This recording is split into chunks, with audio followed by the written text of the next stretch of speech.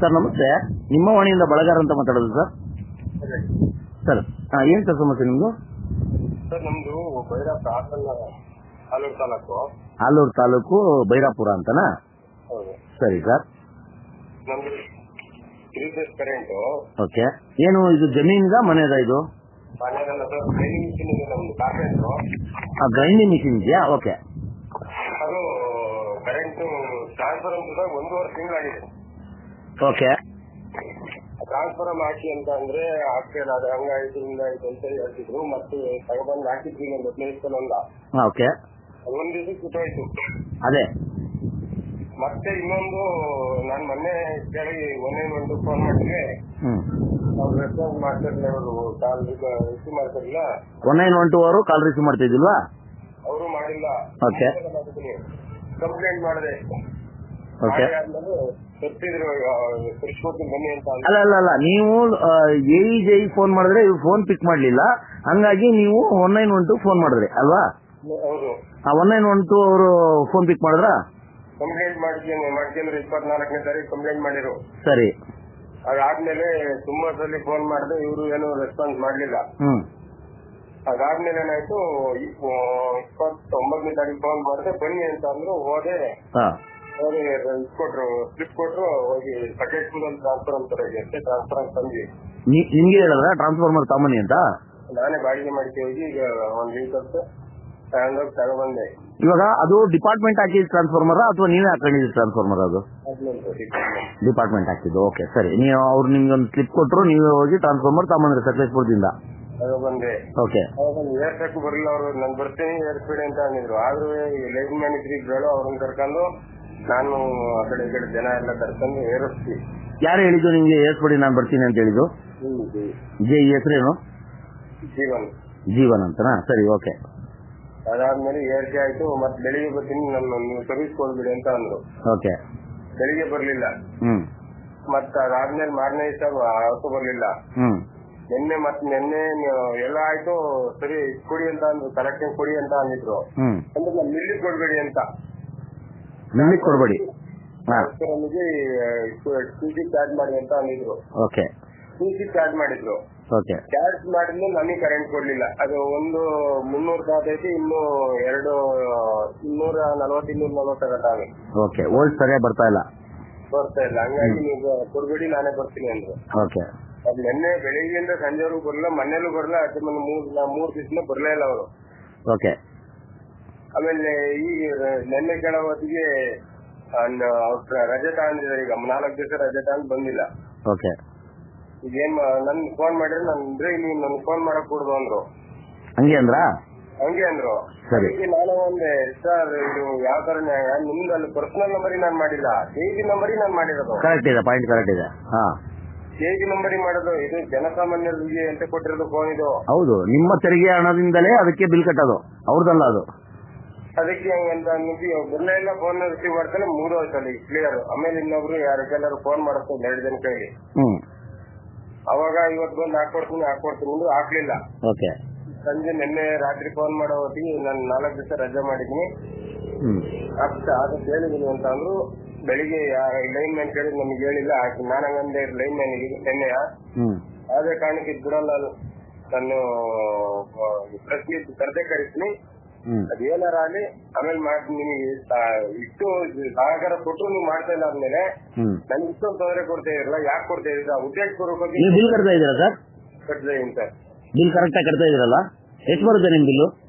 2500, 600, 800, 900 ಬಂದಿದೆ. ಒಟ್ಟು 3000 ರೂಪಾಯಿವರೆಗೂ ಬಿಲ್ ಕಟ್ತಾ ಇದ್ದೀರಾ?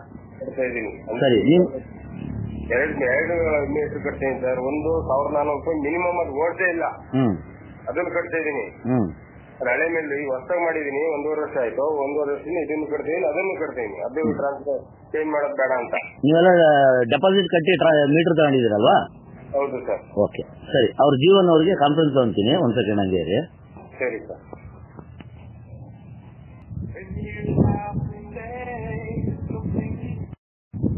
ಹಲೋ ಸರ್, ಜೀವನ್ ಅವರಾ?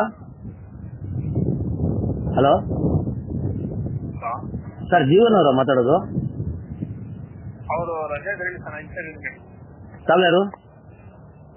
ಅಶೋಕ್ ಅಂದ್ಬಿಟ್ಟು ತಾವು ಜೈನ ಲೈನ್ಮನ ನಾನು ಮೀಟರ್ ಇನ್ಚಾರ್ಜ್ ಇದ್ದೀನಿ. Meter reader in charge. ಇವಾಗ ನಿಮ್ಮ ಭಾಗದ ಒಬ್ರು ಕನ್ಸ್ಯೂಮರ್ ಲೈನ್ ಅಲ್ಲಿ ಇದ್ದಾರೆ, ಮಾತಾಡಿ ಅವ್ರ ಹತ್ರ. ಸರ್, ನಾನು ನಿಮ್ಮ ವಾಣಿಯಿಂದ ಬೆಳಗಾರ ಅಂತ ಮಾತಾಡೋದು. ಹಾ ಸರ್, ಲೈನ್ ಅಲ್ಲಿ ಕನ್ಸ್ಯೂಮರ್ ಇದ್ದಾರೆ, ಒಂದ್ ನಿಮಿಷ. ಸರ್ ಮಾತಾಡಿ ಸರ್. ಸರ್ ನಮಸ್ತೆ. ಸರ್ ನಮಸ್ತೆ ಸರ್, ನಾವು ಭೈರಪುರದಿಂದ ಟ್ರಾನ್ಸ್ಫರ್ ಒಂದು 1.5 ತಿಂಗಳಾಯ್ತಲ್ಲ ಸರ್ ಕರೆಂಟ್ ಕೊಡ್ತಾರೆ. ಯಾಕೆ ನಮ್ಗೆ ಸಮಸ್ಯೆ ಇದೆ.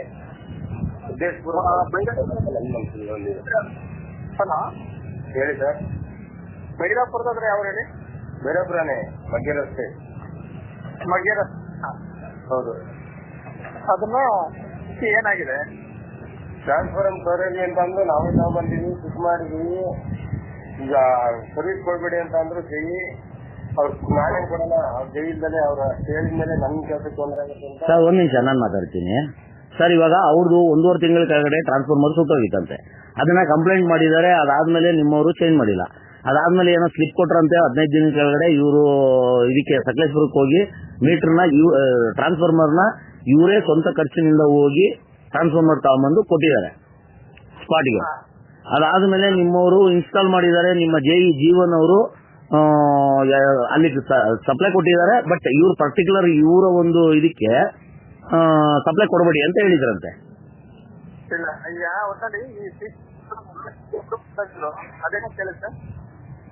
ಹೇಳಿ.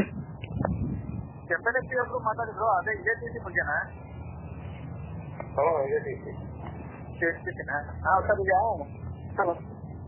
ಹೇಳಿ. ಹಲೋ ಹೇಳಿ ಕೇಳಿಸ್ತದೆ ಹೇಳಿ. ಇಲ್ಲ ಸರ್, ಈಗ ಚಾರ್ಜ್ ಮಾಡಕ್ ಹೇಳಿದೀನಿ. ಬೇಲೂರವರು ಇವತ್ತು ಚಾರ್ಜ್ ಮಾಡಿಸ್ತೀನಿ ಬಿಡ್ತಾರೆ ಸಂಜೆ. ಯಾಕೆ ಈ ತಾರತಮ್ಯ ಯಾಕೆ? ನಂಗೂ ಗೊತ್ತಿಲ್ಲ. ನಾನು ಇವತ್ತು ಇನ್ಚಾರ್ಜ್ ಬಂದಿತ್ತು. ನಾನು ನಿನ್ನೆ ಅವ್ರು ರಜೆ ಇದ್ದಾರೆ. ಅಲ್ಲ ಸರ್, ನೀವು ದುಡ್ಡು ಕಟ್ಟುವಂತ ಕನ್ಸ್ಯೂಮರ್ಗೆ ನೀವು ಕರೆಂಟ್ ಕೊಡ್ಲಿಲ್ಲ ಅಂದ್ರೆ ಇನ್ ಯಾರು ಕೊಡ್ತೀರಿ ಕರೆಂಟ್? ನೀವು ತಿಂಗಳಾನ್ಗಟ್ಲೆ ಬೇಕಾ ಟ್ರಾನ್ಸ್ಫಾರ್ಮರ್ ಚೇಂಜ್ ಮಾಡೋದಕ್ಕೆ?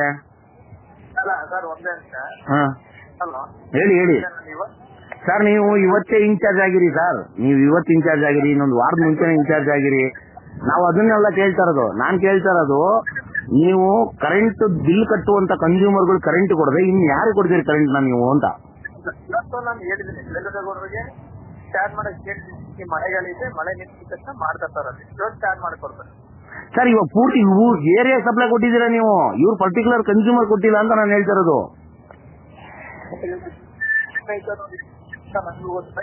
ಫೋನ್ ಮಾಡಿ ಚಾರ್ಜ್ ಮಾಡ್ತೀನಿ ಅಂತ ಹೇಳಿದ್ರೆ ಲೈನ್ಮನ್ಗೂ ಮಾಡ್ತೀನಿ ಡೆಲಿವರಿಗೂ ಅಂತ ಅವ್ರು ಚಾರ್ಜ್ ಫಿಕ್ಸ್ ಮಾಡಲ್ಲ, ಚಾರ್ಜ್ ಮಾಡ್ತಾರೆ. ಕೊಡಿ ಸರ್. 2,000 3,000 ಬಿಲ್ ಕಟ್ಟುವಂತ ಕನ್ಸ್ಯೂಮರ್ಗಳು ನೀವು ಕರೆಂಟ್ ಕೊಡ್ಲಿಲ್ಲ, ನಿಮ್ಗೆ ಯಾರು ಕೊಡ್ತೀರಾ ಸರ್? ಎಲ್ಲಿ ಬರುತ್ತೆ ಸರ್ ರೆವೆನ್ಯೂ? ನಿಮ್ಗೆ ರೆವೆನ್ಯೂ ಬರೋದು ಬಿಲ್ ಕಟ್ಟೋರ್ಗೆ ತಾನೆ. ಅಲ್ಲ ಸರ್, ಗೃಹ ಜ್ಯೋತಿ ಬಳಸೋರಿಂದ ನಿಮ್ ರೆವೆನ್ಯೂ ಬರ್ತಾ ಇದೆಯಾ ಅಥವಾ ಕಮರ್ಷಿಯಲ್ ಯೂಸ್ ಮಾಡೋರಿಂದ ರೆವೆನ್ಯೂ ಬರ್ತಾ ಇದೆಯಾ? ಈಗ ಏನಪ್ಪಾ ಅಂದ್ರೆ ಇವತ್ತು ಚಾರ್ಜ್ ಮಾಡಕ್ ಹೇಳಿ ಬರುತ್ತೆ. ಎಷ್ಟೊತ್ತಿಗೆ ಚಾರ್ಜ್ ಮಾಡ್ತೀರಾ ಸರ್?